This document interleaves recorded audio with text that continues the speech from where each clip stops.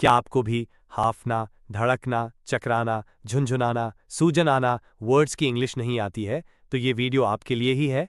Hello friends, welcome to our channel English and study. आज हम बात करेंगे कुछ ऐसे हिंदी शब्दों की जो हमारी रोजमर्रा की जिंदगी में इस्तेमाल होते हैं, लेकिन कई बार हम उनके सही अर्थ नहीं समझ पाते। तो हम आपको बताएंगे इन शब्दों के सही अर्थ और इनसे सेंटेंसेस बनाना सीखेंगे। तो वीडियो को अंत तक जरूर देखें। तो चलिए वीडियो शुरू करते हैं। तो पहले आता है मोहन हाफ रहा है, वो बहुत हाफता है, पहले वो भी बहुत हाफता था। इन सब वाक्य में हफना शब्द आया है। इसके लिए इंग्लिश में पैंट वर्ब का यूज होता है, जैसे मोहन हाफ रहा है तो इसकी इंग्लिश होगी मोहन इज पैंटिंग, वो बहुत हाफता है। तो इसको इंग्लिश में बनाएंगे ही पैंट्स अ लॉट, पहले वो भी बहुत हाफता था तो इसकी इंग्लिश होगी he used to paint a lot before. इस प्रकार हम और भी कई ऐसे वाक्यों को इंग्लिश में बना सकते हैं। तो देखते हैं नेक्स्ट, मेरा दिल बहुत धड़कता है। क्या पूनम का दिल भी धड़क रहा है? कल उसका दिल बहुत धड़क रहा था। इन सब वाक्य में दिल धड़कना शब्द आया है। इसके लिए इंग्लिश में बीट वर्ब का यूज होता है, जैसे मेरा दिल बहुत धड़कता है। तो देखते हैं इसकी English my heart beats a lot. क्या पूनम का दिल भी धड़क रहा है? तो इसकी इंग्लिश होगी is Poonam's heart also beating, कल उसका दिल बहुत धड़क रहा था। तो इसको इंग्लिश में बनाएंगे yesterday her heart was beating a lot. इस प्रकार हम और भी कई ऐसे वाक्यों को इंग्लिश में बना सकते हैं। तो देखते हैं नेक्स्ट, मेरा सर चकरा रहा है, राम का सर भी चकराता रहता है, मेरा सर कभी नहीं चकराया। इन सब वाक्य में चकराना शब्द आया है। इसके लिए इंग्लिश में स्पिन वर्ब का यूज होता है, जैसे मेरा सर चकरा रहा है तो इसकी इंग्लिश होगी my head is spinning, Ram का सर भी चकराता रहता है। तो इसको इंग्लिश में बनाएंगे Ram's head also keep spinning, मेरा सर कभी नहीं चकराया है। तो इसको इंग्लिश में बनाएंगे my head has never spun. इस प्रकार हम और भी कई ऐसे वाक्यों को इंग्लिश में बना सकते हैं। तो देखते हैं नेक्स्ट, मेरी आंख फड़क रही है, मोहन की आंख भी फड़कती है, मेरी आंख कभी नहीं फड़की। इन सब वाक्य में आंख फड़कना शब्द आया है। इसके लिए इंग्लिश में ट्विच वर्ब का यूज होता है, जैसे मेरी आंख फड़क रही है तो इसकी इंग्लिश होगी माई आई इज ट्विचिंग, मोहन की आंख भी फड़कती है। तो इसको इंग्लिश में बनाएंगे मोहन्स आई ऑल्सो ट्विचेज, मेरी आंख कभी नहीं फड़की है।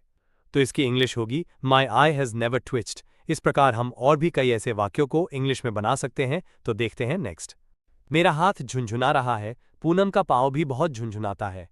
क्या मोहन का पाँव झुंझुनाया? इन सब वाक्य में झुंझुनाना शब्द आया है।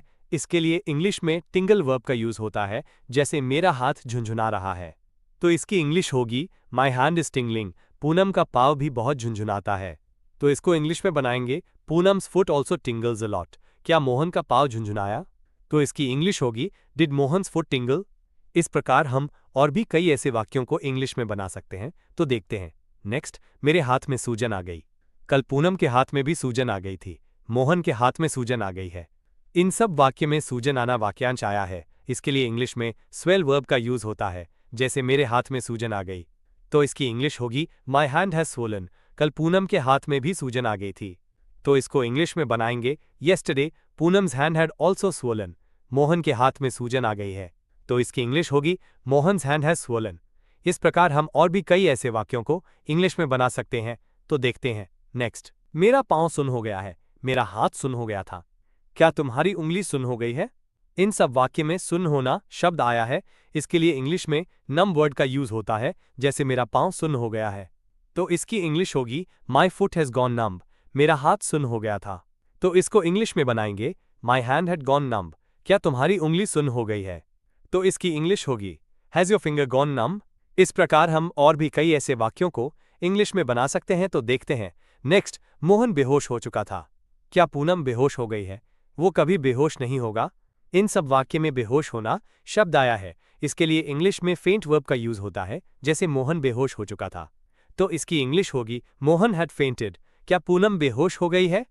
तो इसको इंग्लिश में बनाएंगे हैज पूनम फेंटेड, वो कभी बेहोश नहीं होगा तो इसकी इंग्लिश होगी ही विल नेवर फेंट। इस प्रकार हम और भी कई ऐसे वाक्यों को इंग्लिश में बना सकते हैं। तो देखते हैं नेक्स्ट, मेरे हाथ में मोच आ गई है। क्या पूनम के अंगूठे में मोच आ गई है? मेरे हाथ में भी मोच आती रहती है। इन सब वाक्य में मोच आना वाक्यांश आया है।